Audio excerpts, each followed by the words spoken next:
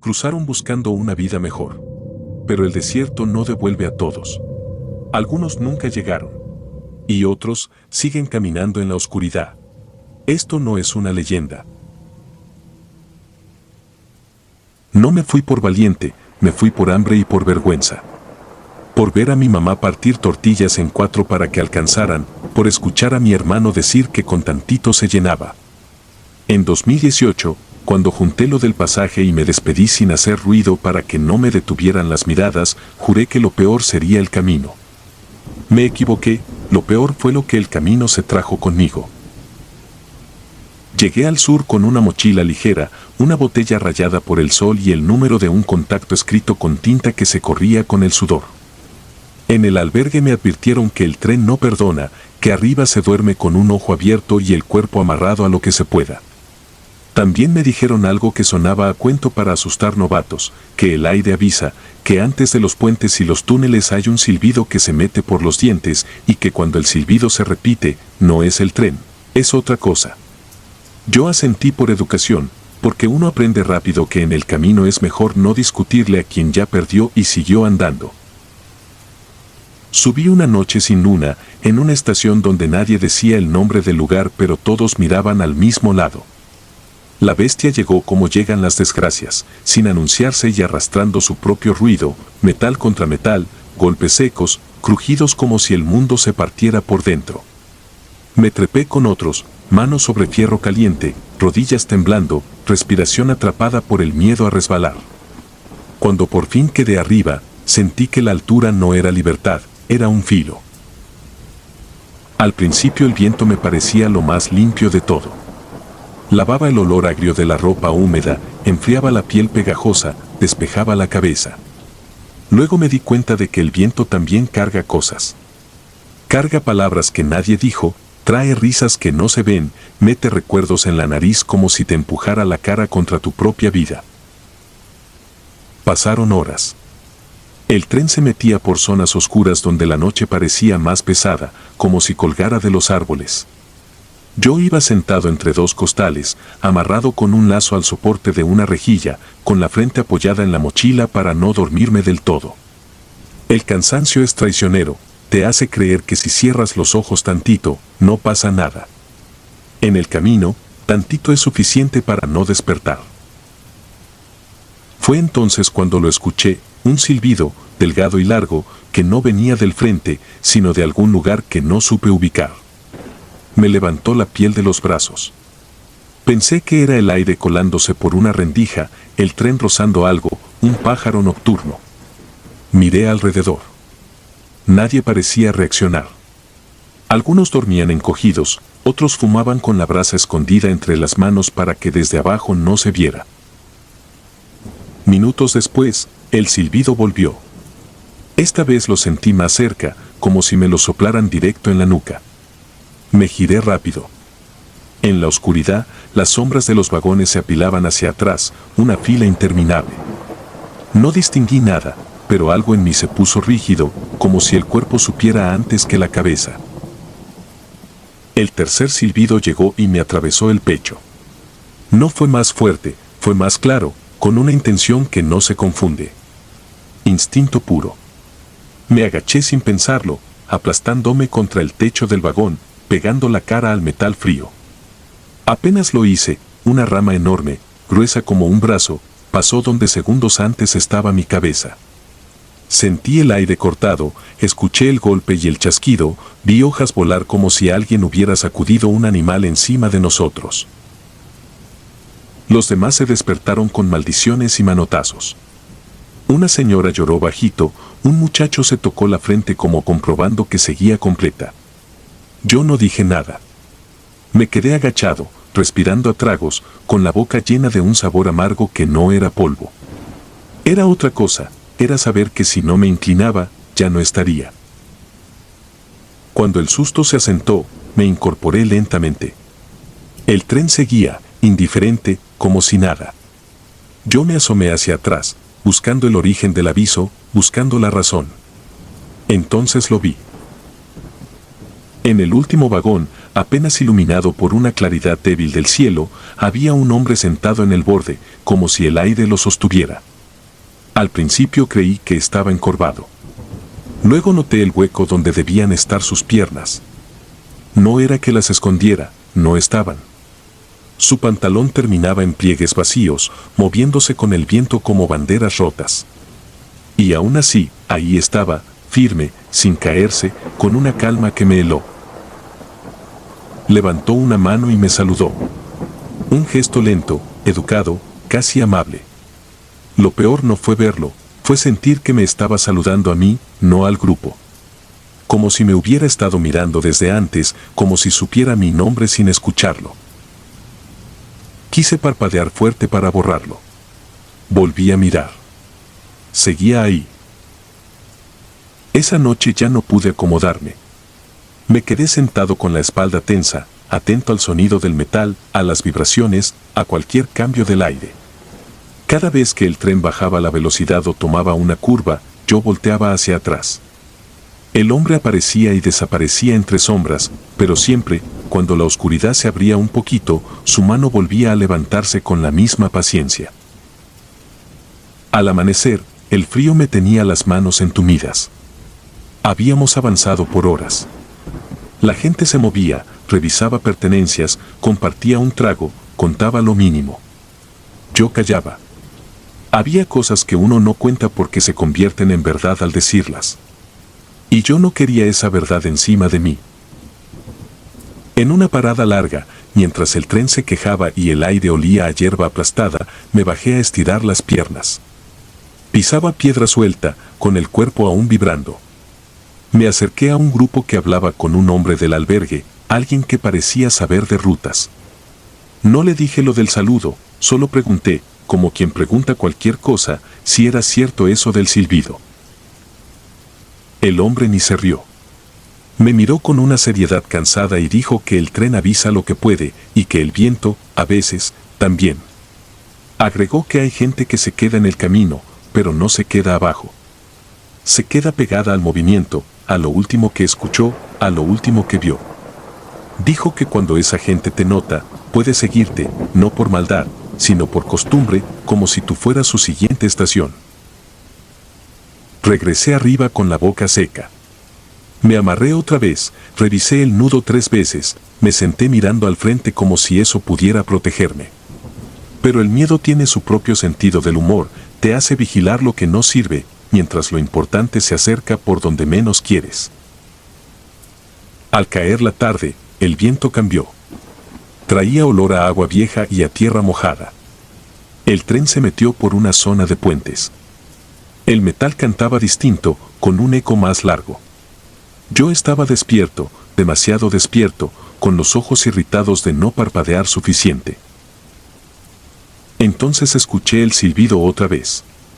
1, 2, 3. Me agaché de inmediato. No pasó ninguna rama. No hubo golpe. No hubo hojas. Solo el vacío, un aviso sin objeto. Eso fue peor, porque me dejó sin explicación y con el cuerpo temblando por anticipación. Me atreví a mirar hacia atrás. El último vagón ya no estaba tan lejos. Había como menos distancia. No sé cómo explicarlo sin que suene absurdo. Era el mismo tren, los mismos vagones, pero esa parte final parecía acercarse, como si el camino se doblara solo para traerlo. El hombre estaba más claro. Su mano no saludaba. Esta vez señalaba el techo, señalaba mi lugar, como diciendo, ahí. Sentí una presión en la garganta, una náusea seca. Me arrastré hacia el centro del vagón, buscando a otros, pegándome a la masa humana para no estar solo. Pero no era un miedo común. Era la sensación de estar marcado, como cuando alguien te observa detrás de un vidrio y tú no puedes hacer que deje de hacerlo. Esa noche, cuando por fin el tren se detuvo en un punto sin luces, todos se bajaron rápido para buscar agua, para esconderse, para descansar un poco. Yo tardé. Me quedé arriba, inmóvil, mirando al fondo. No lo vi ya. Solo oscuridad. Me convencí, con una fe inventada de que todo había terminado, de que era el cansancio, el susto, la sugestión. Bajé con cuidado, toqué el suelo y el mundo dejó de vibrar. Di 2 pasos y escuché, muy cerca de mi oído, el silbido. Uno solo. Suave. Como un recordatorio. No corrí. No grité.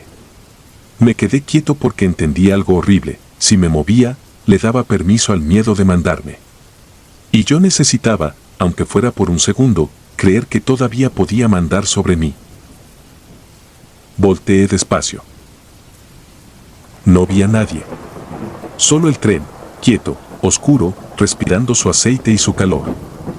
Pero en el metal del último vagón, a la altura de donde terminaba la fila, había una marca fresca, como de palma apoyada.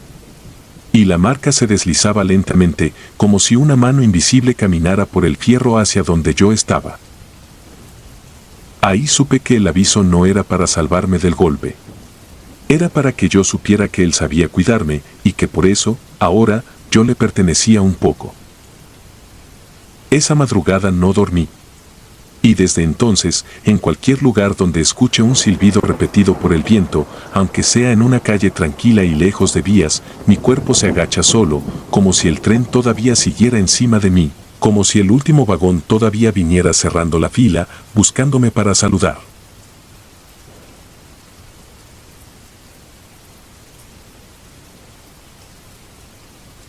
Aleteo en la frontera.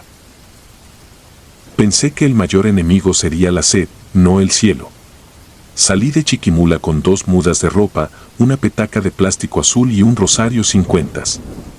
Mis primos habían cruzado un año antes, uno lavaba platos en Phoenix, el otro limpiaba oficinas en Tempe.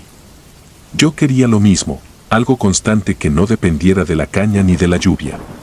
Conocí a Humberto, un coyote flaco que cobraba la mitad que los demás y aseguraba conocer veredas que ni el sol conoce.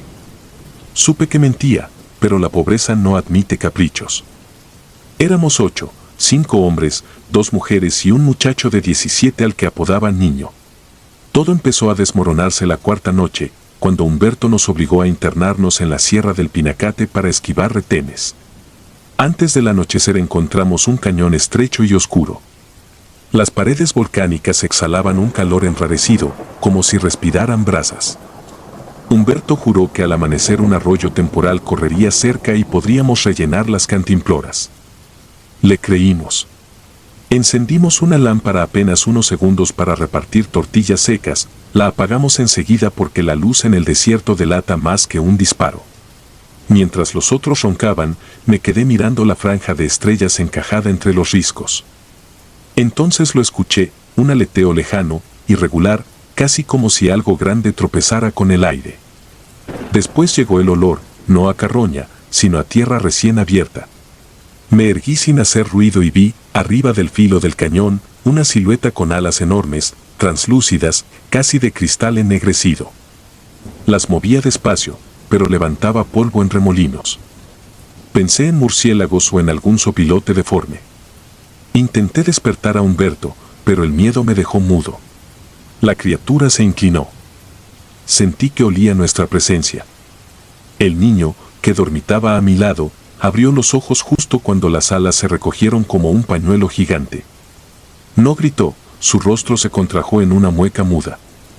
La cosa se dejó caer, planeó sobre nosotros y desapareció detrás de las rocas. Entonces el desierto guardó un silencio que pesaba como cemento. Al amanecer encontramos a Humberto. Su cuerpo yacía al borde del campamento, la piel arrugada y gris, como si lo hubieran vaciado y dejado solo la funda.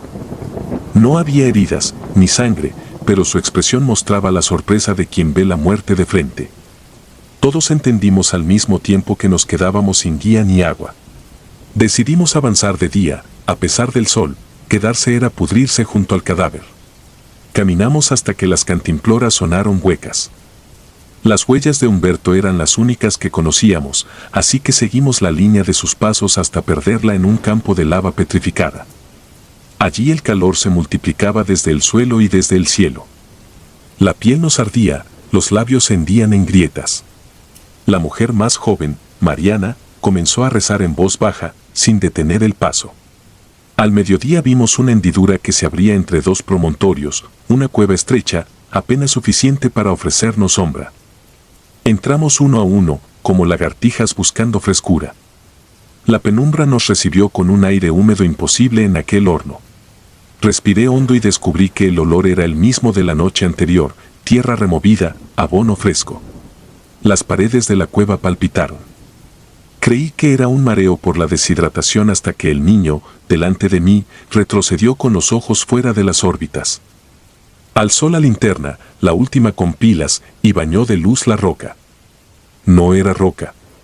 Eran cuerpos pegados a la superficie, envueltos en una película negra y brillante, como insectos atrapados en ámbar líquido.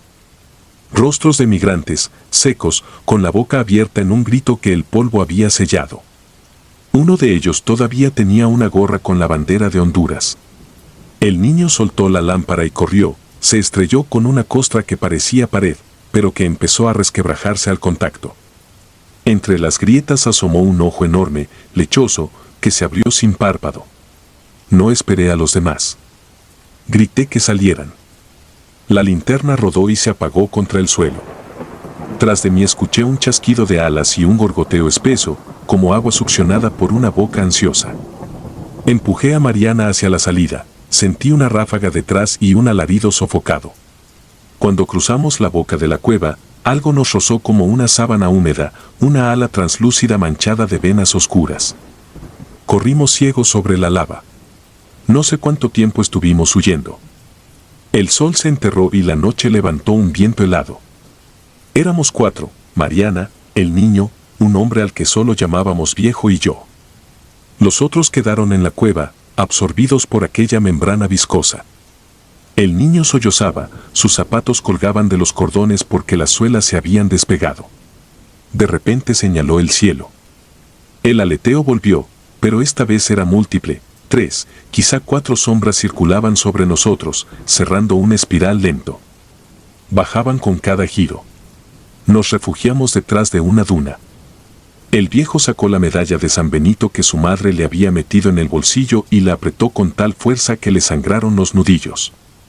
Sin palabras, comprendimos que la criatura evitaba la luz directa. Humberto murió en la penumbra, los cuerpos en la cueva estaban pegados donde la linterna no alumbró. Encontré la batería de mi teléfono, sin señal, y la encendí como si fuera un farol. Mariana rompió su botella vacía, envolvió un trapo y prendió fuego con los últimos cerillos. Las sombras descendieron. En el resplandor tembloroso, vi la forma completa, un torso humano alargado, piernas demasiado delgadas para sostenerlo y, desde el omóplato, 4 alas de mariposa nocturna, translúcidas, que latían como pulmones a la vista. La cara era un óvalo liso salvo por 2 hendiduras donde el hueso se hundía formando ojos blancos, sin párpados. Abría la boca verticalmente, no era mandíbula, sino un pliegue que se despegaba para tragar aire y algo más. Alzamos nuestras luces como espadas. El fuego azuzó a la bestia, retrocedió emitiendo aquel lamento casi humano. Otra sombra se lanzó por detrás, el viejo giró su teléfono y la iluminó de lleno. La criatura se estremeció. Entonces entendí, la luz la quemaba, pero no la detenía para siempre. Solo teníamos una opción, mantenerla lejos hasta el amanecer. Formamos un círculo, espalda con espalda. Cada vez que una silueta se lanzaba sobre nosotros, la lámpara o la antorcha la forzaba a apartarse, dejando caer hebras oscuras que se disolvían en la arena como humo espeso. El tiempo perdió sentido. Cada minuto pesaba como hierro. Las pilas se agotaron justo cuando el horizonte empezó a desteñirse con un gris lechoso. El niño, exhausto, dejó caer el brazo, una ala rozó su cuello y un hilillo de sangre le manchó la camiseta. Gritó, pero siguió firme. Entonces llegó la primera luz verdadera. El sol asomó como una brasa y las criaturas levantaron vuelo, batiendo sus alas con un silbido metálico. Una se demoró, retorciéndose. Le dio el rayo directo y su cuerpo crujió como madera seca, se partió en costras que cayeron al suelo y se convirtieron en polvo negro. Las demás se perdieron hacia el oeste, donde la noche aún resistía. Caminamos hasta el mediodía sin hablar. Mariana sostenía la mano del niño, yo llevaba al viejo, que cojeaba. No volvimos a ver las sombras, solo huellas circulares que se borraban con el viento. Cuando la patrulla nos interceptó, nos rendimos aliviados. Nos entregaron agua, un pan, una manta. Un agente mexicano, del lado sur, me preguntó qué había pasado con nosotros. Dije la verdad. Él suspiró y, mientras anotaba, murmuró algo que nunca olvidaré: esas mariposas viejas se llevan a los que caminan sin sombra. Fui deportado esa misma semana. Regresé con la ropa hecha jirones y los ojos buscando siempre el cielo. Nunca conseguí llegar a los Estados Unidos, pero tampoco volví a sentir aquella hambre que solo el desierto entiende. Algunas noches, cuando la corriente del río Motagua se vuelve turbia, cierro los ojos y escucho. Si el viento trae un zumbido remoto, enciendo todas las luces de la casa y rezo para que el amanecer no demore. Porque aprendí que no hay oscuridad más profunda que la que aletea sobre los que sueñan con otro horizonte.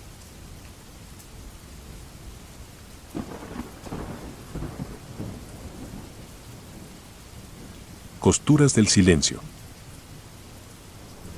Tengo 40 años, pero cada vez que cierro los ojos sigo atrapado en el verano de 1994, cuando aprendí que en los pueblos la muerte no siempre es el final.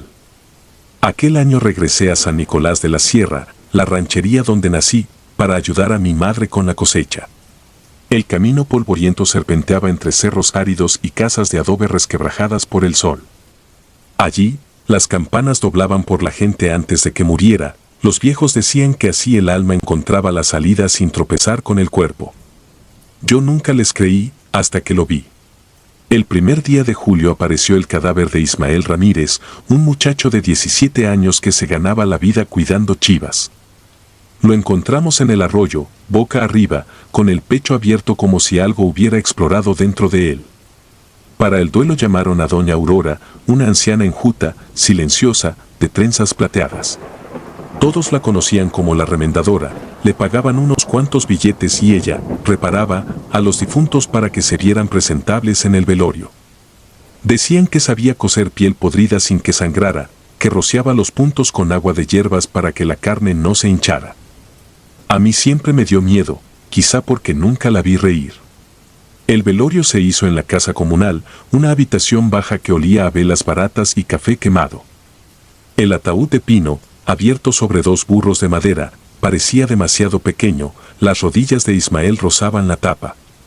Doña Aurora trabajaba en un rincón. Sus dedos amarillos danzaban con rapidez, enhebrando una aguja curva con hilo negro tan grueso que parecía cuerda de pescar. Cada puntada crujía como ramas secas. Entre la gente corría el rumor de que no usaba hilo corriente, sino hebras sacadas de mortajas viejas. Yo fingía indiferencia, pero mantenía la mirada fija en aquellos hilos oscuros que se hundían en la piel ceniza de mi amigo. A medianoche, cuando el rezo cesó, varios muchachos nos quedamos cuidando las velas. La sala se volvió un mar inmóvil de sombras alargadas. El zumbido de las moscas chocaba con el ruido del quinqué. Fue entonces cuando sucedió. Los párpados de Ismael temblaron, apenas un espasmo, pero todos vimos la breve presión bajo la piel. Nadie se atrevió a gritar. Yo quise creer que era un reflejo post-mortem, aún así, sudé frío. Uno de los presentes murmuró que el alma se había confundido de puerta. Nadie quiso tocarlo para comprobarlo. Al amanecer llevamos el féretro en procesión. El calor pesaba, el aire olía a copal y tierra recién removida. Al bajar la caja vi algo que me heló, un fino cordón negro salía de la comisura de la boca y se hundía entre los labios. No lo señalé, temí confirmar mis sospechas. Cuando la última paletada cubrió la tapa, un silencio extraño cayó sobre el panteón. Las chicharras dejaron de cantar, como si también ellas escucharan la respiración contenida bajo nosotros. Aquella noche no pude dormir. Desde mi ventana veía la loma donde se amontonaban las cruces. Cada vez que parpadeaba me parecía distinguir una lucecita que se movía entre las tumbas, como la brasa de un cigarro. Tomé la lámpara de gasolina y salí. El polvo levantado por mis pasos formaba remolinos fosforescentes bajo la luz. Atravesé la verja oxidada y oí un canto quedo, un murmullo sin palabras. La lámpara iluminó la figura encorvada de doña Aurora arrodillada junto a la tumba de Ismael. Su aguja brillaba, entrando y saliendo de la tierra blanda. No cosía ropa, cosía la tierra misma, como si sellara una bolsa que estuviera a punto de reventar. Retrocedí sin hacer ruido. Tropecé con una lápida y la lámpara se apagó. Cuando volví a encenderla, la anciana ya no estaba. Solo quedaba el hilo, tensado desde la cruz hasta el suelo, como la cuerda de un violín gigantesco. Al tocarlo sentí un latido, lento y profundo, igual al que se percibe cuando apoyas el oído en el pecho de un caballo. Dejé caer la lámpara y eché a correr. Durante los días siguientes se escucharon historias.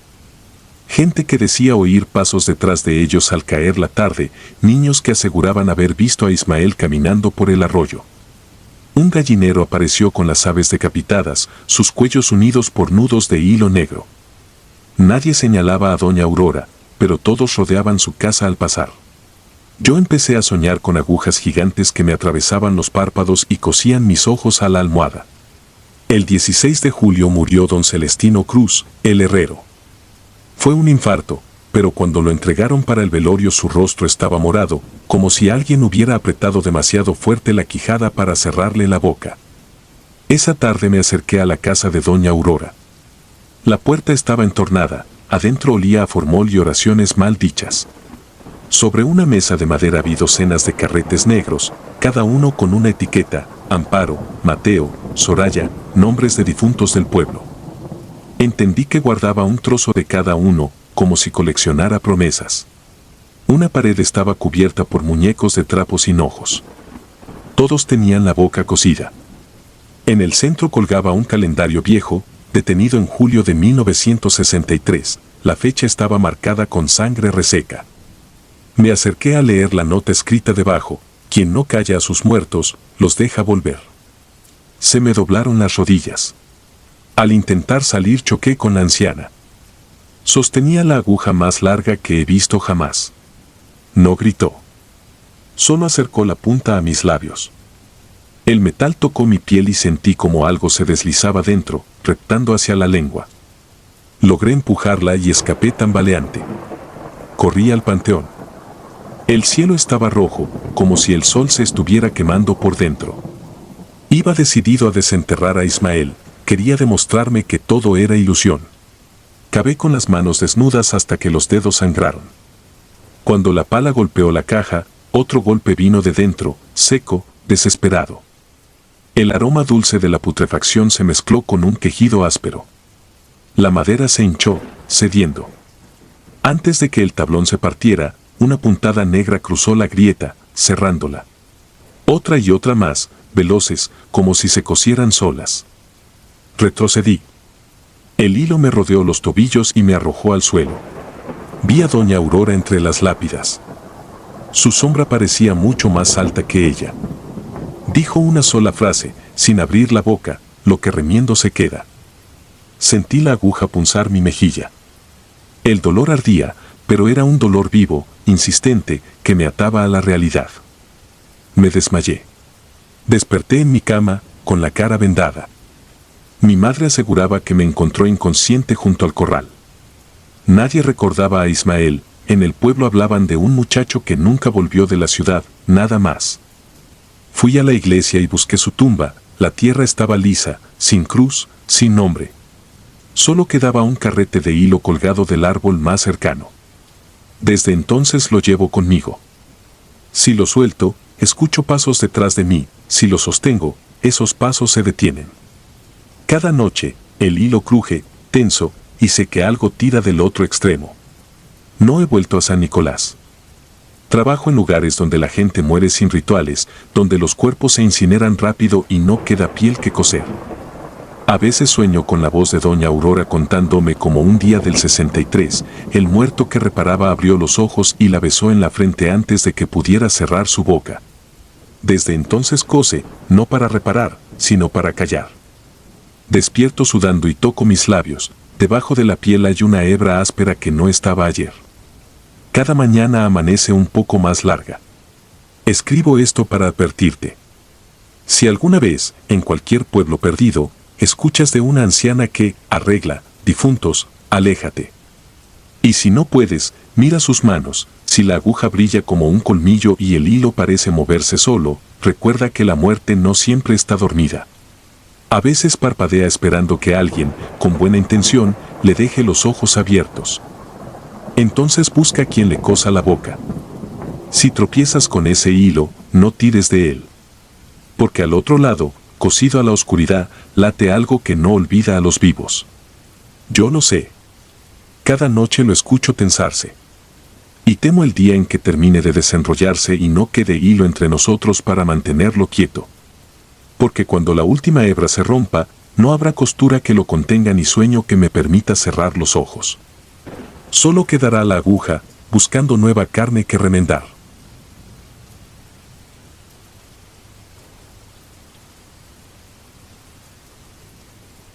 Sobre sin nombre.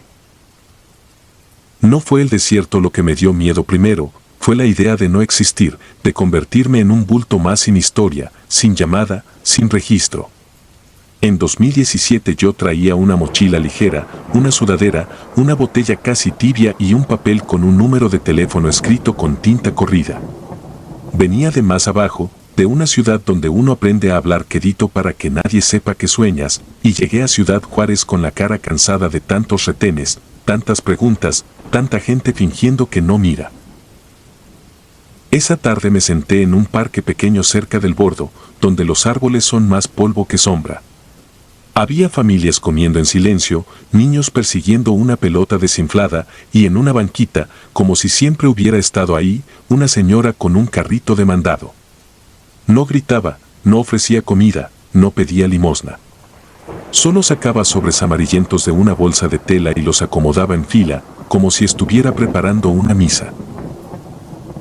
No sé por qué me acerqué. Tal vez porque no traía a nadie conmigo y me urgía que el mundo me diera una señal que no fuera amenaza. La señora levantó la vista y me miró como si ya supiera mi nombre. Dijo una frase corta, casi como un trámite, que esos sobres eran para los que cruzan con miedo. Nada más. No le vi prisa, ni nervio, ni esa necesidad de convencer que tienen los estafadores. Me tendió uno sin preguntarme nada. No traía remitente, ni sello, ni dirección. Solo una mancha de humedad en una esquina, como si hubiera pasado por muchas manos o por mucha lluvia. Me alejé con el sobre escondido en la sudadera, sintiéndome ridículo por creer en cosas raras, pero también sintiendo un alivio extraño, como si alguien, por fin, estuviera jugando de mi lado. En un baño de una gasolinera abrí el sobre. Adentro venía una estampita sencilla, gastada en las orillas, y un mapa hecho a mano, con líneas torcidas, nombres incompletos, y una X marcada fuera de lo que yo ya traía planeado. Había una flecha que no apuntaba al punto de cruce que todos mencionaban, ni al lugar donde se juntaban los que pagaban coyote. La 10ª estaba más al este, hacia un tramo feo, sin gente, sin vendedores, sin camionetas esperando. En el borde del mapa, escrito con letra apretada, venían 2 palabras: no mires atrás. Yo no soy valiente. Lo que tengo es necesidad. Esa noche caminé solo, evitando las luces, contando mis pasos para no pensar en la sed. No seguí la ruta común. Seguí la 10ª como si fuera una orden. A cada rato sentía que alguien venía detrás, pero al voltear solo encontraba el ruido del tráfico lejano y la respiración alta que uno trae cuando el miedo ocupa espacio en el pecho. El tramo que me tocó parecía hecho para que uno se rinda. Había malla vieja, tierra cuarteada y un olor a agua estancada que venía de un canal. El mapa me llevó a una brecha donde no había señales, solo una abertura entre maleza y un montículo de piedra. Yo iba a cruzar por donde estaba marcado cuando escuché motores, varios, acercándose por la ruta común, del lado mexicano, como si se hubieran puesto de acuerdo para cazar a los que iban en grupo. Me quedé quieto, pegado a la tierra, hasta que el ruido pasó y entendí por qué la 10ª estaba donde estaba. La 10ª no era un atajo, era un desvío para evitar algo que ya estaba encendido. Crucé con las manos temblando. Ya del otro lado, avancé sin correr, porque correr en la noche llama más atención que caminar. A la distancia vi luces fijas y más atrás un parpadeo azul que no era normal. Me agaché, respiré por la nariz para no hacer ruido y seguí la línea del canal como si mi vida dependiera de esa sombra. Dependía. Cuando por fin amaneció yo estaba tirado detrás de unas plantas, con la lengua reseca y el corazón como martillo. Me revisé entero esperando encontrar alguna marca, algún golpe, algo que me dijera que lo peor ya me había alcanzado. No había nada, solo polvo y una idea pegada a mí: alguien me acababa de sacar de una trampa. 2 días después llegué a una casa en El Paso donde me dejaron dormir en el suelo, entre otras personas que tampoco querían hacer preguntas. Un señor nos avisó que la noche anterior hubo un operativo grande en la zona del cruce seguro y que se llevaron a varios. Lo dijo como quien reporta el clima, sin emoción, porque aquí las malas noticias se vuelven rutina para no desbaratarse. Yo no dije nada del sobre. No me atreví. Temía que me lo quitaran, o que se rieran, o peor, que alguien reconociera el mapa y entendiera que yo había pasado por un lugar prohibido. Esa semana, cada vez que cerraba los ojos, recordaba la letra del mapa y esa frase: no mires atrás. No era consejo. Era advertencia. Porque una noche, al salir a tirar basura, sentí pasos detrás de mí en el callejón. Me congelé. No corrí. Solo apreté el sobre que todavía guardaba doblado en la cartera. Me obligué a seguir caminando despacio, como si no hubiera escuchado nada. Llegué a la esquina y vi, pegado a un poste, otro sobre igual, sin nombre, sin dirección, con la misma mancha en la esquina. No había nadie alrededor. Lo tomé con manos frías y lo abrí ahí mismo. Adentro no había mapa. Solo una hoja con una frase: no vuelvas por la banquita. Se me fue el aire. Porque yo, desde que crucé, tenía una idea fija: regresar un día, aunque fuera de lejos, y buscar a la señora para darle gracias, para dejarle dinero, para saber quién era. Y ese papel, ese aviso, me lo estaba quitando antes de que yo lo dijera en voz alta. Pasó un año. Conseguí trabajo, aprendí rutas, aprendí a vivir con el miedo como se vive con un dolor viejo, a veces fuerte, a veces dormido, pero siempre presente. El sobre nunca se deshizo, nunca se rompió, como si el papel tuviera una dureza rara. A veces lo sacaba para mirarlo y convencerme de que yo no me lo había inventado por cansancio. En 2019 regresé a Juárez por un trámite. Iba decidido a pasar por ese parque, aunque fuera solo a mirar la banquita desde lejos. Me dije que ya era suficiente, que necesitaba cerrar ese círculo, que no podía vivir con la sensación de deberle mi vida a una sombra. El parque seguía igual, el polvo, los árboles cansados, la gente haciendo como que no pasa nada. Caminé hasta la banquita donde la vi por primera vez. El carrito no estaba, ni la bolsa, ni los sobres en fila. Solo la banquita, vacía, con una placa de metal atornillada al respaldo. La placa decía: a Marta R., que ayudó a los caminantes, 2001. Me quedé viendo el año como si me hubieran cambiado el piso. 2001, yo la vi en 2017, yo la escuché, yo recibí ese sobre de su mano. No había manera. Toqué la placa con la yema de los dedos y sentí el metal caliente por el sol, demasiado real para ser chiste. Me senté un momento. No esperé nada, no recé, no pedí señales. Solo traté de recordar su cara con exactitud y no pude. Recordaba sus manos, su calma, la forma en que acomodaba los sobres, pero la cara se me iba como cuando despiertas y el sueño se desarma en segundos. Al levantarme noté algo en el suelo, debajo de la banquita, atorado en una grieta. Era un pedazo de papel doblado, amarillento, como arrancado de un cuaderno. Lo saqué con cuidado. Tenía la misma letra apretada del mapa. Decía una sola frase, sin firma: si llegaste, ya cumplí. Guardé el papel y me fui sin mirar atrás, no por obediencia, sino porque entendí que hay ayudas que no buscan agradecimiento, solo que uno siga viviendo. Esa noche, en el cuarto donde me hospedé, revisé mi cartera. El primer sobre, el del mapa, ya no estaba. En su lugar había otro, vacío, como si el papel también supiera cuando una deuda termina. Desde entonces, cuando veo a alguien con mochila y ojos cansados en una central de autobuses, me dan ganas de decirle que tenga cuidado, que no siga a cualquiera, que no confíe en nada.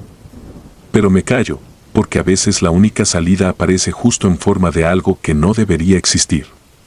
Y porque todavía me pesa la idea de que, en algún lugar, alguien sigue acomodando sobres en fila, con una calma que no es de este mundo, esperando a los que cruzan con miedo.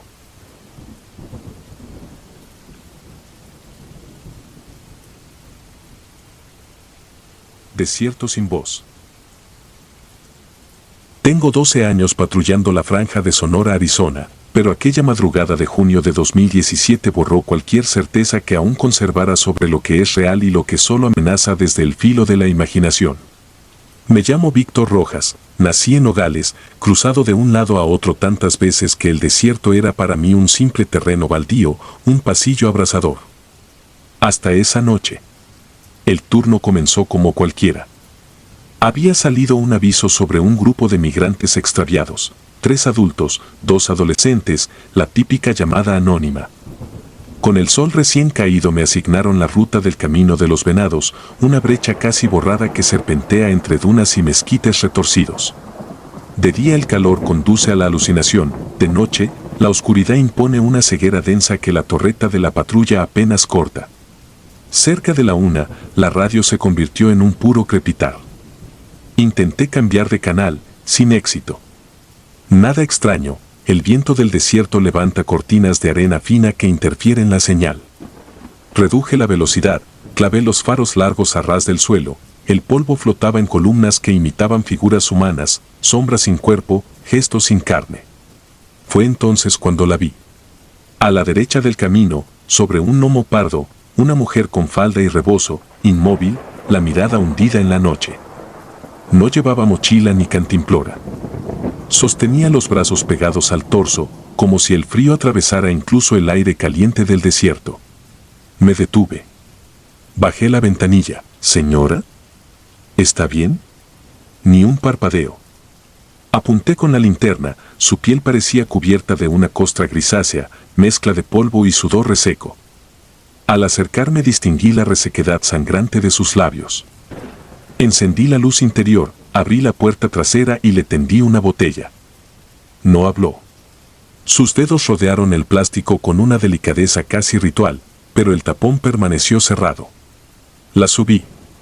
Encendí el motor y avisé a la central que llevaba una rescatada, aunque la estática respondía con chirridos que arañaban el oído. En marcha, quise obtener datos mínimos, nombre, origen, donde se separó de su grupo. Solo silencio. Su respiración sonaba como lijas frotándose. 3 millas después, un hedor dulzón se coló por la rejilla del aire.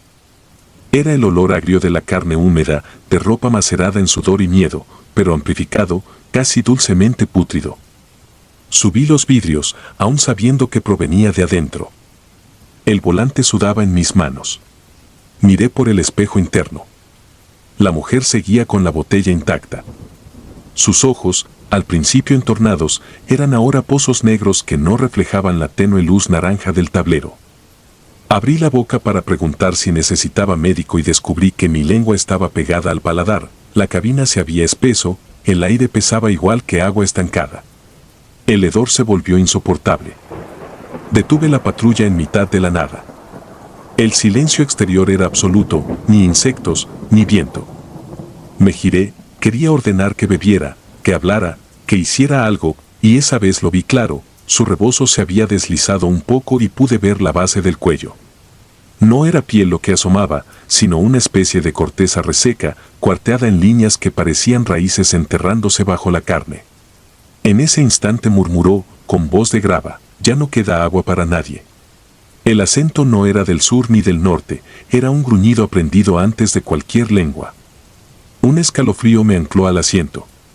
«¿Cómo se llama?», pregunté, forzando la garganta.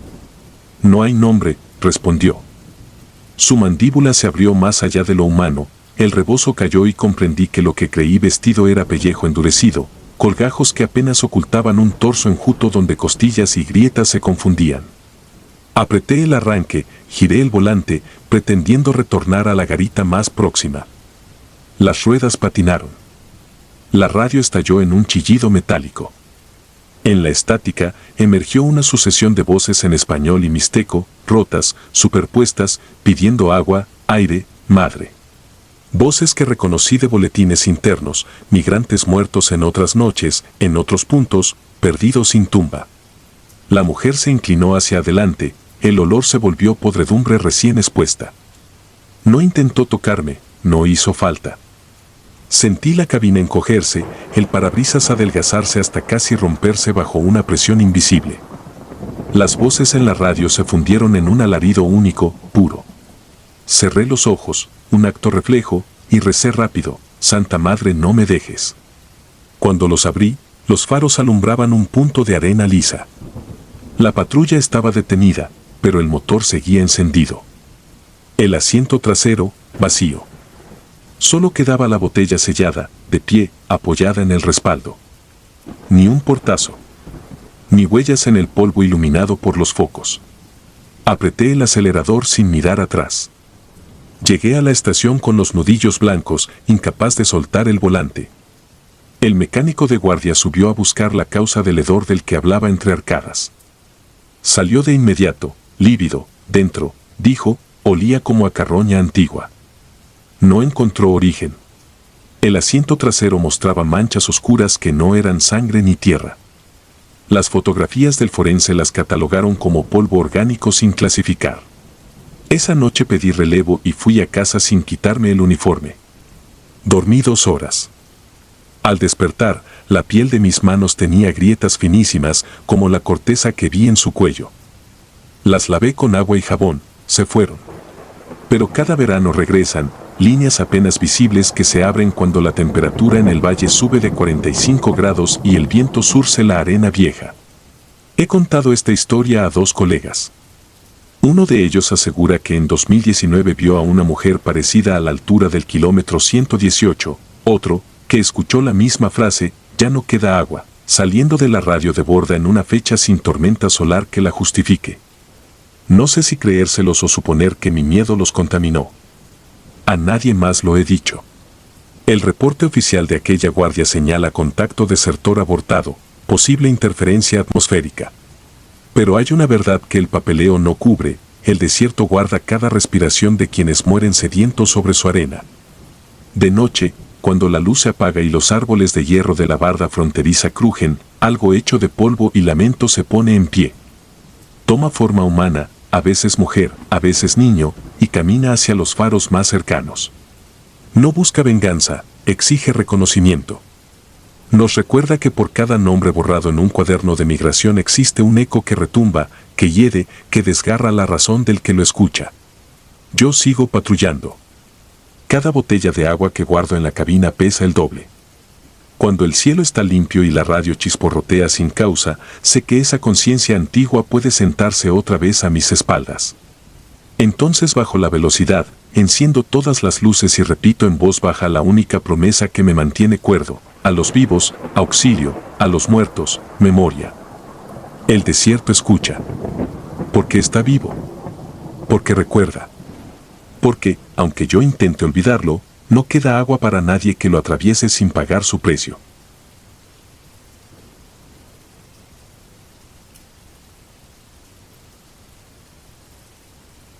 Frecuencia 55.7.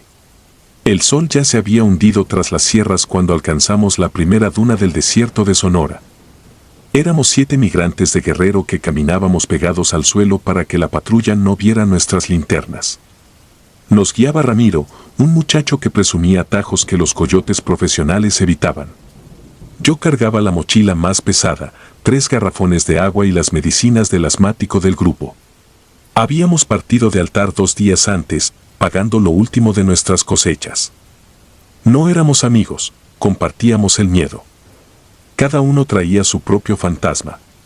Yo huía de una deuda con gente armada, Ramiro quería pagar la quimioterapia de su madre, Carolina soñaba con estudiar enfermería en Arizona. Los hermanos Morales guardaban silencio, como si las palabras costaran más que el calor.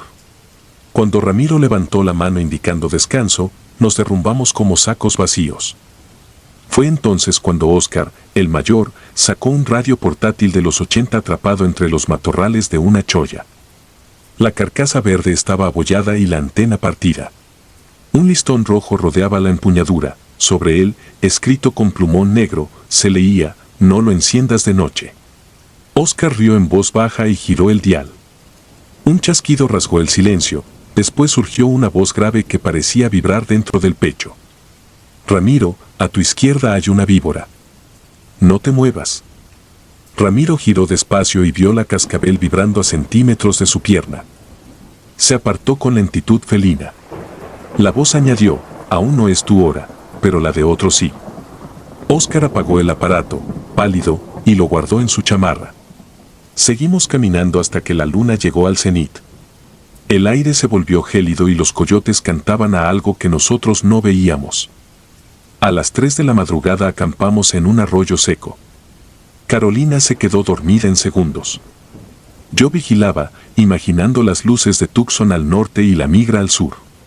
El sonido de mis latidos era más fuerte que cualquier helicóptero. Un murmullo eléctrico quebró la noche. Óscar había encendido otra vez la radio, tapando la luz con la mano. Primero se oyó estática, luego la voz, casi tierna: «Carolina, tu madre reza por ti en Iguala». Óscar me miró aterrado. «Óscar, ya diste un paso de 3», agregó la voz. Él apagó el aparato de golpe. Quise quitárselo, pero se aferró a él como náufrago a tablón. Aún así, el sueño me venció. Desperté con la primera claridad. El frío cubría de escarcha las mochilas. Busqué a Óscar, no estaba. Sus huellas terminaban donde durmió, como si lo hubieran elevado. Ni arrastre ni pisadas nuevas. Solo la radio, limpia de arena, a los pies de su saco vacío. Ramiro la pateó. «¿La dejamos?», ordenó. Nadie quiso tocarla. Continuamos. Conforme el sol subía, el calor nos golpeaba. Nadie mencionaba a Óscar, pero todos esperábamos verlo regresar riendo. La deshidratación llegó rápido, lengua pastosa, latidos en las sienes. A unos kilómetros del arroyo de la Virgen, Carolina abrió su mochila, guardaba la radio. Dijo que la voz le prometía protección si la cuidaba.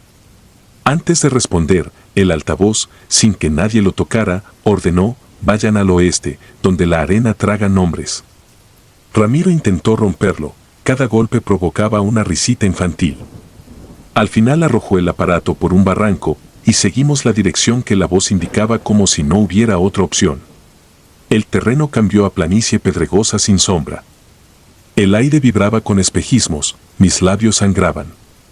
El canto metálico volvió, flotando en el viento como un rumor de cables quemados. Entonces Carolina se desplomó. Le dimos la poca agua que quedaba, inútil. La voz se aclaró: «Ya no desperdicie su aliento». Ramiro gritó y disparó al aire hasta vaciar la pistola, pero cada estampido sonaba diminuto frente a aquel mensaje que parecía descender del cielo. Recordé historias escuchadas en una cantina de Arivaca, camionetas que se esfumaban dejando solo huellas calientes y radios que seguían transmitiendo coordenadas después de que sus operadores ya estaban en el panteón. Me burlé entonces. Esa tarde sonaban como advertencias. El desierto no solo castiga el cuerpo, deshace la razón, borra contornos y llena el silencio con miedos.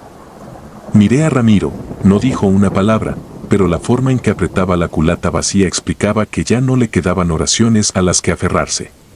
La enterramos bajo piedras, sin rezos, las plegarias se habían marchitado. Cuando puse la última roca sobre su pecho imaginario sentí que el desierto respiraba a través de la arena. El aire se espesa a esa hora, huele a óxido, a carne vieja y a pólvora. Ningún coyote aulló. Pensé en mi hermana menor, en la promesa de enviarle dinero para sus estudios, y en lo absurdo que era soñar con universidades cuando esa tumba improvisada apenas resistiría el amanecer. Los hermanos Morales clavaron la mirada en el horizonte, como si esperaran ver la frontera alzándose en muros de concreto. pero solo había distancia y el ruido de nuestras tripas recordándonos que el hambre también cava tumbas. Alguien susurró que la radio era la única brújula que quedaba. Continuamos hasta que la noche cerró como tapa de ataúd. Solo quedábamos 4, Ramiro, yo y los hermanos Morales. Encendimos un fuego débil. El cielo, limpio de nubes, mostraba estrellas tan brillantes que por un segundo parecieron luces de un pueblo fantasma. Ramiro sostenía la radio, recuperada quién sabe cómo. Giró el volumen al máximo. La voz habló suave, quedan 4 pasos. 1 para cada uno. Pensé que acaso fuera un juego conectado a satélites, pero ninguna tecnología puede explicar lo imposible, la señal seguía donde no existe cobertura de nada. El viento sopló y apagó las brasas. En la oscuridad las siluetas de los hermanos se disolvieron, cuando el fuego revivió ya no estaban. Sin gritos ni huellas. Solo la radio chisporroteando un arrorró infantil. Ramiro huyó. Lo seguí, sin él mi destino era peor. Lo encontré al borde de un cañón sosteniendo el aparato como ofrenda. La voz ya pronunciaba mi nombre, alargando las sílabas con ternura retorcida, solo falta un paso. Ramiro me miró vacío, como deshabitado. Soltó la radio y se dejó caer. Su cuerpo golpeó las rocas y desapareció en la oscuridad. El silencio que quedó tenía vértigo. Recogí el aparato. Rasgué el listón rojo. Bajo la advertencia había otra línea, casi borrada: si sobrevives, cuéntalo. Guardé la radio y caminé de regreso al sur. No sabía si hallaría agua o si la patrulla me vería antes de expirar, pero el norte había dejado de existir, se había convertido en un rumor de muerte en el dial. Nunca volvió a sonar, pero cada noche, cuando el viento roza la ventana del cuarto donde me escondo en Hermosillo, el dial imagina números que cambian solos: 55.7, 55.7, 55.7. Y yo no duermo, porque en ese murmullo distingo el paso que me falta. Si alguna vez encuentras un radio con listón rojo, apágalo. O corre, porque la señal ya te tiene registrado. Yo sigo esperando el último empujón, convencido de que ese paso pendiente no es un movimiento físico, sino el instante exacto en que la frecuencia encuentre mi corazón. Y jamás pienso darle ese lujo. Nunca jamás.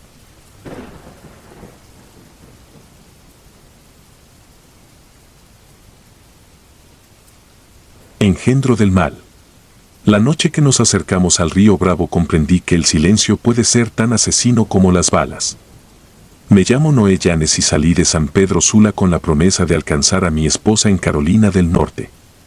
Había soportado extorsiones de maras y jornales miserables en las maquilas. El miedo, pensé, se quedaba atrás cuando uno avanza.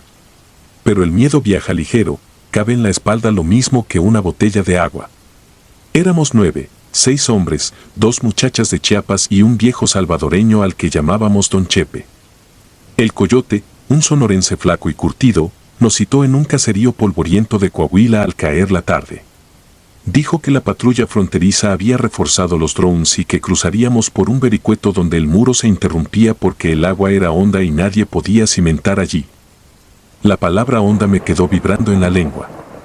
El Bravo rugía lejos, como si arrastrara una cadena. Caminamos casi 3 horas a la luz de la luna, evitando ranchos y retenes fantasmas. La maleza se convirtió en pantano y el olor del agua estancada nos escocía la nariz. De repente, a orillas de un arroyo, vimos un bulto irreconocible. Pensé que era un costal, al acercarnos distinguimos dedos. El cuerpo yacía boca arriba, los ojos abiertos al cielo sin estrellas. Le faltaba media mejilla y parte del hombro. No era un corte limpio de machete, parecía arrancado a mordiscos. El Coyote soltó un gruñido: aquí hay cocodrilos. No se separen. Nadie replicó, pero advertí que Don Chip se persignaba sin parar, murmurando un salmo raspado. Seguimos con el estómago revuelto. El barro nos chupaba las botas y cada rama que crujía sonaba a advertencia. Cuando el viento cambió de dirección, un hedor agrio golpeó como puñetazo, sangre vieja mezclada con pescado muerto. La luna, atrapada entre nubes, alumbró a intervalos la superficie del Bravo. Fue entonces cuando lo vimos. A unos 20 metros, sobre un banco de arena, había algo inclinado sobre una silueta inmóvil. Al principio pensé que dos migrantes se ayudaban, pero la postura era incorrecta, el de arriba no abrazaba, sino que tironeaba. Un chasquido húmedo nos heló, era el sonido de la carne desgarrándose. El coyote nos mandó al suelo con un siseo, pero mis ojos no podían apartarse de aquella escena. Un relámpago distante iluminó la orilla y supe que mi mundo acababa de cambiar. El ser que devoraba al hombre no era un cocodrilo. Su torso parecía humano, desnudo y gris, pero de la cintura le salían 4 extremidades largas, delgadas, peludas, articuladas como patas de tarántula. Además, del omóplato izquierdo brotaban 2 brazos suplementarios que se movían con una coordinación imposible. Vi como uno de esos brazos adicionales arrancaba de cuajo un antebrazo humano y lo presentaba a la boca abierta. El crujido del hueso me atornilló el estómago. Ninguno respiraba. Podía oír los latidos de mi propia sangre. La criatura levantó la cabeza, su mandíbula se extendía demasiado y colgaban hilos oscuros. No tenía nariz y los ojos eran 2 cuentas lechosas sin pupila.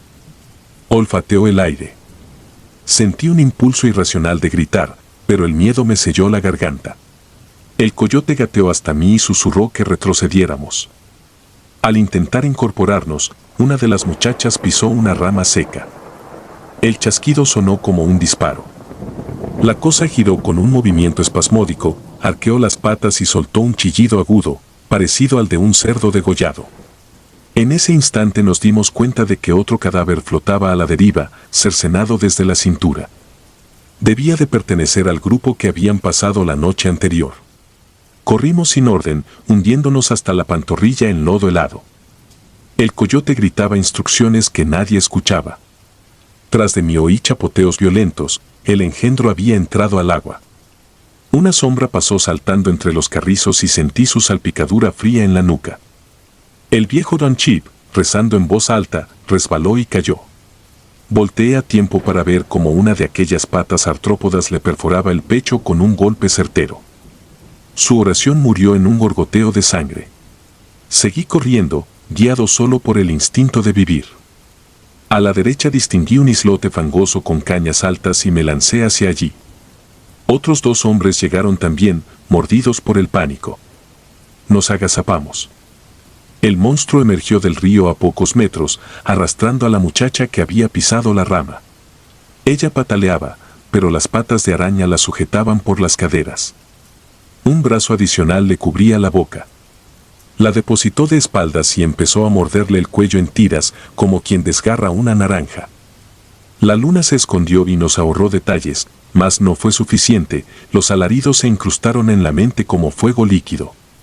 No sé cuánto duró esa pesadilla. Perdí la noción de la hora. Cuando el monstruo se arrastró de nuevo al río con su presa medio devorada, los otros 2 hombres y yo permanecimos inmóviles, respirando a sorbos.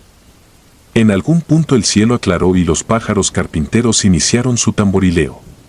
Nos miramos sin hablar, los ojos decían lo mismo, retroceder. Tardamos horas en encontrar de nuevo tierra firme. El coyote apareció al mediodía cojeando, con la camisa hecha jirones y los labios partidos. No quiso contar cómo se salvó. Buscó una colina desde donde captar señal y llamó a un contacto del lado mexicano. Era claro que no intentaría un segundo cruce. De los 9, quedábamos 4. Aquella tarde regresamos al caserío donde todo empezó. Nadie pronunciaba el nombre de lo que habíamos visto, porque no había palabras. El coyote aseguró que el desierto era más seguro que el agua y que, tras reunir otro grupo, intentaríamos por Sonora. Yo asentí por cortesía, pero dentro sabía que mi viaje había terminado. Esa noche dormí en un colchón prestado. Me desperté empapado en sudor tras soñar con patas peludas que raspaban la puerta. Volví a Honduras con la cabeza gacha y el corazón atascado en la frontera. No conté la verdad a mi familia. Dije que el intento falló por la migra y que lo intentaría de nuevo cuando juntara dinero. Pero cada vez que oigo una gaviota o huelo agua estancada, recuerdo la mandíbula extendida y los brazos sobrantes. Han pasado años. Trabajo en un taller de bicicletas y evito las noticias sobre caravanas. Algunos días, sin embargo, la culpa me muerde, ¿debí ayudar a Don Chip? ¿Pude evitar que la muchacha muriera? Entonces cierro los ojos y escucho de nuevo aquel chillido de cerdo abierto y entiendo que la selva, el desierto y el río esconden cosas que comen esperanza. Nosotros, los que escapamos, somos apenas migajas que dejaron pasar para saborear después. El bravo sigue allí, negro como aceite, espejeando un día detrás de otro. Dicen que los agentes fronterizos hallan restos humanos con cortes extraños, como si los hubiesen cercenado mandíbulas desproporcionadas. Otros hablan del hombre caimán. Yo sé que no es caimán. Y sé que en las noches sin luna, entre las corrientes turbias, sigue merodeando aquel ser mitad mendigo, mitad araña, alimentándose de quienes solo cargan fe y miedo. ¡Qué ironía! Huimos de las fauces de nuestra tierra para caer, uno por uno, en las patas de algo que no entiende de banderas ni de fronteras. Cuando las luces se apagan y el zumbido de los mosquitos me acerca de nuevo a la orilla, oigo su crujido de caparazón detrás del agua. Entonces abrazo a mi hijo, que aún no sabe por qué su padre tiembla si alguien golpea la mesa con los nudillos. Tal vez algún día le cuente que en el Bravo no solo se ahoga la gente, también se la beben monstruos que nadie nombra, porque saber los reales nos quitaría la última excusa para intentarlo otra vez.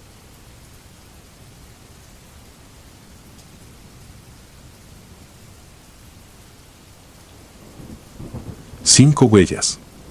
La noche que crucé el desierto de Altar, en el verano de 2019, aprendí que la frontera es más que una línea, es una herida abierta donde la arena oculta huesos frescos y secretos viejos. Habíamos caminado 11 horas siguiendo a Miguel, el coyote, un hombre enjuto que olía a sudor seco y gasolina.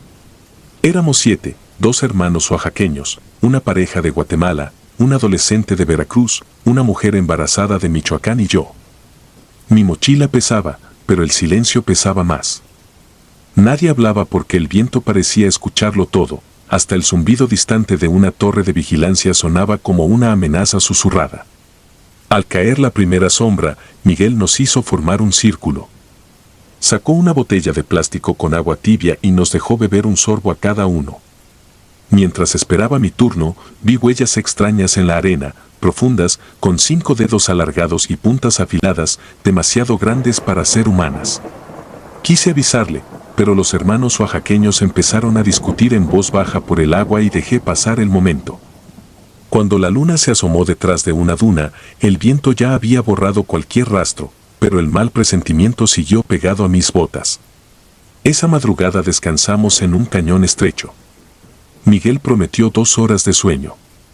El adolescente de Veracruz me pidió que le guardara su gorra roja porque temía que se volara y delatara nuestra posición. La guardé y cerré los ojos. Desperté gritando, un chillido agudo, como madera partiéndose, resonó entre las paredes del cañón. Miguel encendió su linterna y contó cabezas, faltaba una. El muchacho había desaparecido sin dejar rastro. Solo hallamos su gorra, cortada en 2, como si la hubieran seccionado con un vidrio ardiente. El olor que dejó era a cobre viejo, impregnado en la piel por horas. Miguel nos obligó a caminar antes del amanecer. Cada paso hacía latir el miedo. La mujer embarazada se sujetaba el vientre y musitaba oraciones. De pronto noté que su camisa estaba húmeda, salpicada de manchas rojas tan finas que parecían pintadas con pincel. Ella juró que no sentía dolor. Nadie quiso confirmarlo, el coyote apretó el paso, temiendo los helicópteros de la patrulla. A cada kilómetro sentía que aquellas huellas gigantes nos flanqueaban, nunca al frente, siempre al costado, como si la cosa disfrutara observándonos avanzar. Al mediodía nos ocultamos bajo la sombra escasa de un mezquite. El calor era una manta sofocante. Los guatemaltecos dudaban entre rezar o seguir. Miguel revisaba un GPS casero cuando un murmullo reptó por la arena, un arrastre, luego un chasquido seco. Me incorporé y vi al hermano mayor de Oaxaca tirado, la pierna doblada en ángulo imposible. Sus ojos no mostraban dolor, sino terror absoluto. Señaló algo detrás de una roca, pero allí no había nada. Sobre su tobillo quedaron impresas 5 líneas paralelas, tan hondas como mordidas que no sangraban. Murió 30 minutos después, lo cubrimos con piedras y seguimos. Seguimos bajo un sol despiadado, arrastrando la sensación de ser observados. Cada quien cargaba algo del muerto, yo su cantimplora, otro su viejo cinturón, como si reunir su esencia impidiera que quedara atrás. Sin embargo, el peso emocional era insoportable. El aire vibraba con un zumbido que no provenía de insectos ni motores. Era un canto subterráneo que asomaba cuando intentábamos hablar. Así aprendimos a callar del todo. Al caer la tarde, Miguel nos condujo a una casucha abandonada usada por contrabandistas. Las paredes, forradas de grafitis, parecían sudar salitre y podredumbre. Dentro flotaba el hedor dulce de algún animal muerto. Las paredes se ondulaban como un pecho que respira, y la luz de la linterna temblaba, revelando símbolos tallados bajo el grafiti, cruces invertidas, manos infantiles, fechas que iban desde 2001 hasta la semana pasada. Nadie durmió.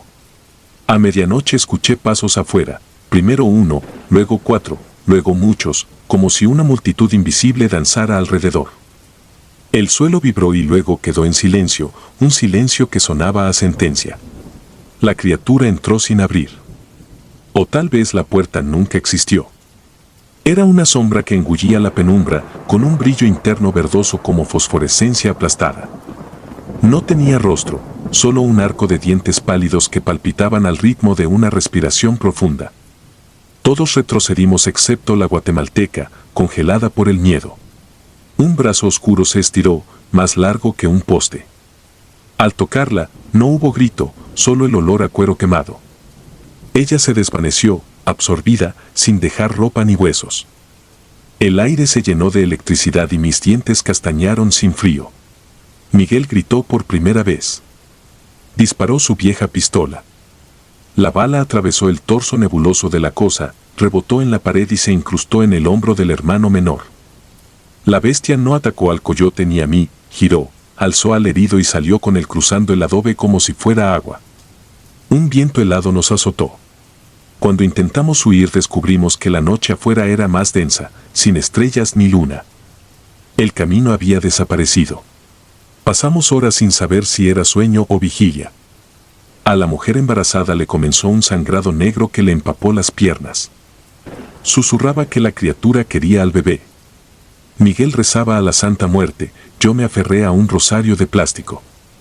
De pronto se abrió una grieta luminosa y apareció la silueta de mi abuelo muerto, invitándome a salir. Cerré los ojos y corrí en dirección contraria. Sentí garras rozar mi espalda, un ardor que me dejó cicatrices. Oí el grito ahogado de la mujer. El aire volvió a la normalidad. Amanecía cuando descubrí que estaba solo. Intenté rastrear huellas, pero el suelo era una tabla lisa. Caminé días sin comida, guiado por postes eléctricos que parecían fantasmas de metal. Llegué a la cerca fronteriza y me entregué. Pasé semanas en un centro de detención, nadie creyó mi historia. El médico que examinó mis heridas dijo que parecían quemaduras químicas, pero ningún reactivo coincidía. Por las noches, en la ventana de mi celda, el reflejo mostraba detrás de mí un brillo verde que se apagaba cuando volteaba. Año y medio después, ya de regreso en mi pueblo, las cicatrices arden como brasas frescas. Siempre sueño el desierto y despierto antes de que la bestia abra sus dientes. No sé por qué me dejó vivir. Quizá les sirvo de emisario para divulgar su existencia, para que otros sientan el mismo miedo. Algunas madrugadas encuentro huellas largas bajo mi ventana, orientadas hacia el norte, 5 surcos profundos, como dedos gigantes arañando la puerta del mundo. Entonces comprendo que mi travesía solo fue el prólogo.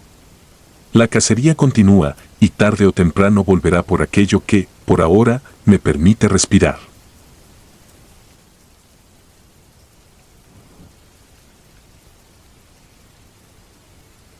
El globo del otro lado. No le dije a mi mamá que me iba a ir, le dejé el recado doblado en la mesa, debajo de la taza donde siempre pone el café, porque si la veía llorar me iba a rajar, y yo ya estaba cansado de vivir con la garganta apretada, con el mismo miedo de siempre, el miedo de quedarse, el miedo de no avanzar, el miedo de que un día te alcance la mala suerte aunque no la busques. Era 2018 y yo traía en la mochila lo justo, una muda, una sudadera delgada, 2 barras de dulce, una botella a medias, mi credencial en una bolsa de plástico, y un número de teléfono escrito en un papel que ya se estaba borrando de tanto sudor. Nos juntaron en una casa rentada cerca del borde, sin lujos, con el piso pegajoso y el aire pesado. Ahí conocí a Sonia, a su primo Toño, y a un señor que decía llamarse Martín. Nadie preguntaba de más, porque en ese camino las preguntas se pagan caro. El guía no era el coyote de las historias, no llegaba con botas finas ni hablaba fuerte, era un tipo flaco, con gorra, que miraba todo como si ya lo hubiera visto 1000 veces, y aún así se notaba tenso, como si el desierto también lo vigilara. Nos dio instrucciones sencillas: caminar, no prender luces, no hablar, si escuchábamos motor, tirarnos y quedarnos quietos, y sobre todo, no voltearnos cuando él lo dijera. Cruzamos de noche, pero esa noche no se sentía como noche, se sentía como una sábana caliente pegada a la cara, un aire que no refresca, una oscuridad que no tapa nada, porque el monte te deja ver las sombras de las ramas como dedos. Yo iba atrás, cuidando la mochila y los pasos, tratando de no pensar en las historias que uno oye en la frontera, porque si empiezas a pensar, te empiezas a inventar cosas, y si te inventas cosas, se te aflojan las piernas. Caminamos largo, por piedras que se mueven, por tierra que se traga el sonido, por tramos donde la cerca aparece y desaparece como si el mismo camino se burlara de uno. Fue después del primer descanso cuando la vi. No la vi llegar, no escuché pasos pequeños, no hubo aviso. De pronto estaba ahí, caminando pegada a nosotros, como si siempre hubiera sido parte del grupo. Traía un globo azul amarrado a la muñeca con un hilo claro. El globo se movía suave, sin jalones, como si el aire alrededor de ella fuera distinto. Yo pensé que venía con Sonia, luego pensé que venía con el señor Martín, pero nadie le hablaba, y lo más raro, nadie parecía verla.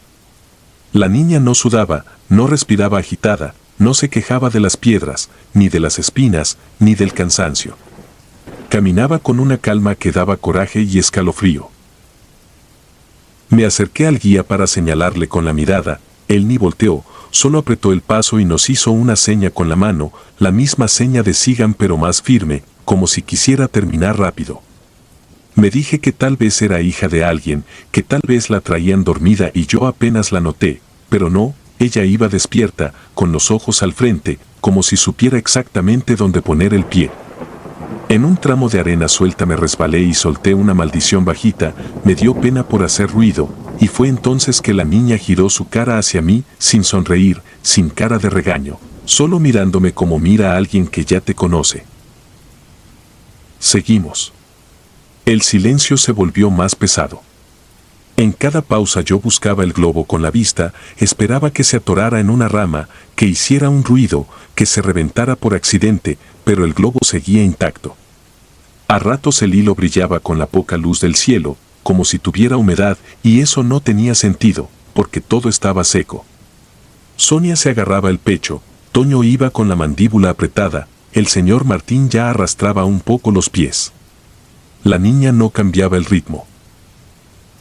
En el último tramo, cuando el guía nos indicó que ya casi, la tierra cambió, se sintió más firme y a lo lejos se veía una brecha como de servicio, de esas por donde pasan camionetas. Él levantó 2 dedos. Nos avisó que había que cruzar rápido y bajar a un arroyo seco. Yo estaba a punto de dar el brinco cuando sentí una mano pequeña meterse en la mía. Me quedé frío. La piel de la niña era tibia, no era una mano helada como uno imaginaría, era tibia y segura, con una presión suave, como la de alguien que te guía para no caerte. No me habló bonito, ni como jugando.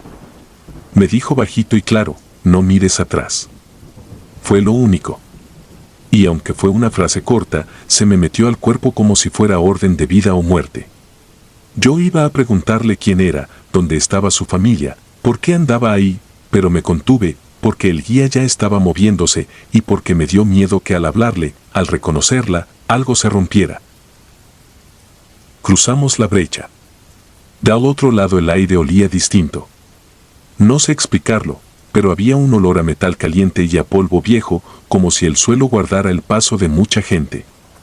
Bajamos al arroyo seco, nos pegamos a la sombra de unas piedras y el guía nos indicó esperar. Ahí fue cuando el globo reventó solo. No hubo rama, no hubo espina, no hubo piedra, no hubo golpe.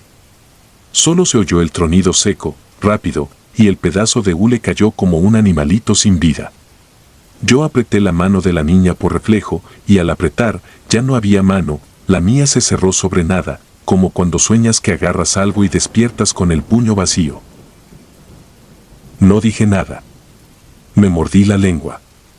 Miré a Sonia, miré a Toño, miré al señor Martín, nadie reaccionó, ni siquiera voltearon hacia el sonido del globo. El guía solo nos hizo otra seña: seguir, seguir, seguir. Y yo seguí, con la cabeza hecha un nudo, con el corazón golpeando, tratando de convencerme de que el cansancio me estaba jugando sucio, de que la mente inventa cosas cuando ya no tiene agua, de que uno ve lo que necesita ver para no sentirse solo. Caminamos hasta que salió el sol y nos escondimos en un punto donde se veía una carretera. Ahí nos recogió una camioneta vieja, nos metieron acostados, cubiertos con una lona, y yo me quedé viendo la costura de esa lona como si en la costura estuviera la respuesta.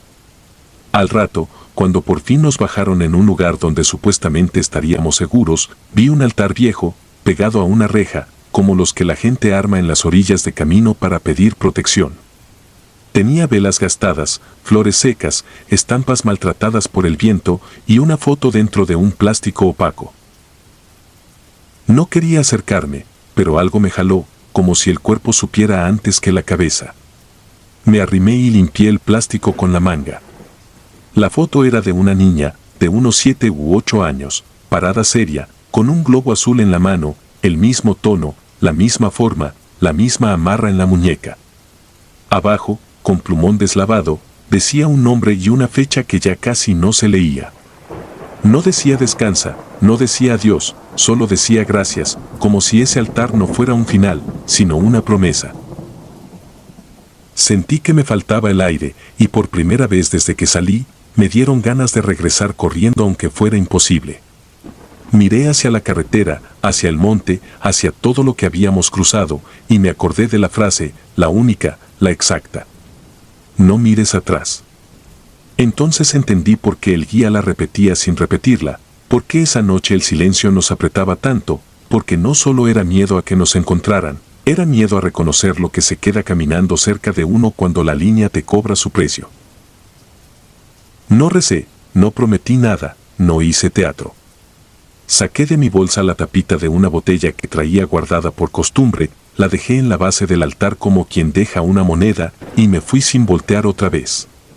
Desde ese día, cada vez que veo un globo azul en una fiesta, en un parque, en una tienda, siento que me están llamando por el nombre, no con voz, no con grito, sino con esa presión suave en la mano, como si alguien todavía me estuviera llevando por el tramo más peligroso, el que se cruza sin que te des cuenta, el que queda adentro y no se termina nunca.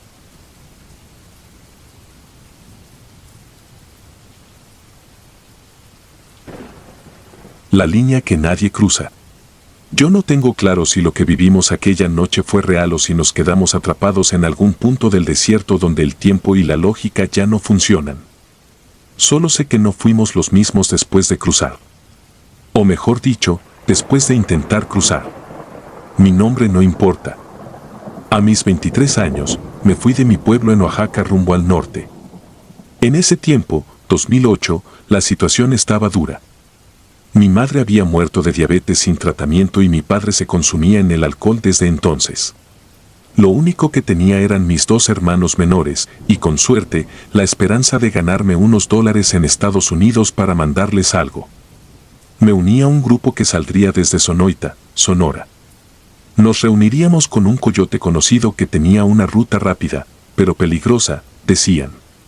Nos encontramos en una casa improvisada cerca del desierto, todos callados, rostros secos, mirada ida. Éramos 7 en total, entre ellos una pareja joven, un señor mayor que nunca habló y 2 hermanos de Veracruz. El coyote llegó de noche. Se llamaba Julián, un hombre flaco con voz ronca que no hablaba mucho, pero imponía con solo mirarte. Llevaba un morral de lona colgado al pecho y una botella de agua sucia. Esta ruta no la usan ya casi, por algo. Pero es la más libre, dijo mientras nos revisaba con la linterna. Lo que vean o escuchen, no lo comenten. Solo sigan caminando. Si alguien se detiene, se queda. Nadie respondió. Salimos pasada la medianoche. La luna estaba oculta por nubes y el aire se sentía pesado, como si el mismo desierto respirara sobre nosotros. Al principio todo era normal, calor en la espalda, sudor en el cuello, el silencio roto solo por los pasos sobre la arena. Pero conforme avanzamos, el coyote nos pidió que formáramos una fila y no habláramos más. Y si sienten que alguien los llama, no respondan. A veces el desierto habla. A las 3 horas, algo cambió. El terreno se volvió raro. No sabría decirlo bien, como si el aire se espesara. Julián nos pidió que cubriéramos nuestros oídos con papel de servilleta. Nos repartió trozos. Lo que sea que escuchen en los siguientes 5 kilómetros, no es para ustedes. No entendí, pero obedecí. Con el paso del tiempo, el viento comenzó a soplar más fuerte. No era un viento normal. No. Era frío, seco, y parecía colarse por la piel. Teníamos los oídos tapados, pero aún así escuchábamos cosas. Primero pensé que era mi mente jugándome malas pasadas, pero no. Eran voces. Muy suaves. Como si vinieran de muy lejos o desde adentro de mi propio cráneo. Decían cosas que no debía saber nadie. Una voz dijo el apodo que mi mamá me decía cuando era niño. Nadie más lo sabía. Otra voz mencionó el nombre de mi hermanito muerto en 2005. Lo escuché tan claro, como si él me hablara detrás del cuello. El miedo me paralizó, pero seguí caminando. Vi que los demás también se movían como hipnotizados, rostros pálidos, temblorosos. De pronto, uno de los hermanos de Veracruz se detuvo. Miraba a lo lejos, fijo, sin moverse. Su hermano le gritó, pero él no reaccionaba. Se acercó a tocarlo, y cuando lo hizo, ambos gritaron. El primero cayó al suelo, convulsionando. El otro quiso ayudarlo, pero Julián se le fue encima. «No lo toques», gritó. «Ya está perdido». Nadie entendía. El joven se quedó ahí, moviéndose como si algo lo estuviera atrapando por dentro. No había animales, no había sombra. Nada. Solo la oscuridad densa y esa brisa helada que ahora parecía silbar como si fuera un canto. El coyote nos empujó para seguir. «Si te detienes, es peor», rugía. Seguimos con el alma en la garganta. No volteamos. El otro hermano lloraba en silencio, pero no regresó.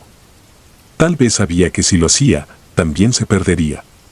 Más adelante vimos algo que ninguno de nosotros supo explicar bien. Era una especie de estructura, una casa de adobe abandonada. Estaba en medio de la nada, sin camino, sin sentido. Tenía una cruz de madera rota clavada frente a la puerta. Julián no se detuvo. «No miren esa casa», dijo sin siquiera voltear. «No está para ustedes». La ignoramos, pero el aire a su alrededor se volvió más frío y el suelo olía a podrido. A partir de ahí, el camino se volvió un infierno. Escuchábamos gritos de niños, risas de mujer, pasos que no venían de nosotros. Uno de los migrantes, la muchacha joven, comenzó a sangrar por la nariz sin razón. Su esposo la cargó sin decir nada. Nunca supe si llegaron al otro lado. Ya cuando parecía que el amanecer se asomaba, Julián nos detuvo. Estábamos todos jadeando, cubiertos de tierra, los ojos enrojecidos. De aquí en adelante, ya es tierra de nadie. Si llegaron hasta aquí, ya están más allá que acá. Nos quitamos el papel de los oídos. Todo estaba en silencio. Un silencio tan absoluto que dolía. Volteé a ver hacia el camino recorrido, y ahí no había huellas. Ninguna. Ni las nuestras. Solo desierto intacto. Lo más extraño fue que el señor mayor que iba con nosotros ya no estaba. Nadie supo en qué momento desapareció. Nadie lo vio irse. Solo, no estaba. Esa fue la primera y última vez que crucé. Llegué a Tucson, Arizona, donde me quedé años trabajando en construcción. Mandaba dinero a casa, pero jamás hablé de esa noche. Ni siquiera a mi esposa cuando formé una familia allá. Pasaron los años, y un día vi en una noticia que encontraron restos humanos cerca de Sonoita, en una ruta que ya no se usaba. Entre ellos, una cruz de madera clavada frente a una estructura derrumbada. Sentí que el estómago se me caía. Era la misma casa. La misma que vi. La misma que nunca debimos mirar. Julián nunca volvió a cruzar. Me enteré por otro migrante que se había desaparecido en su última ruta con un grupo. Nunca regresaron. Solo encontraron una mochila con un papel dentro que decía, la línea no se cruza. Yo regresé a México con mi familia hace unos años. Aquí me quedé. Nunca más volví al desierto. Pero a veces, cuando el viento sopla en la noche, cierro bien las ventanas. Porque hay veces que juro, lo escucho susurrar mi nombre.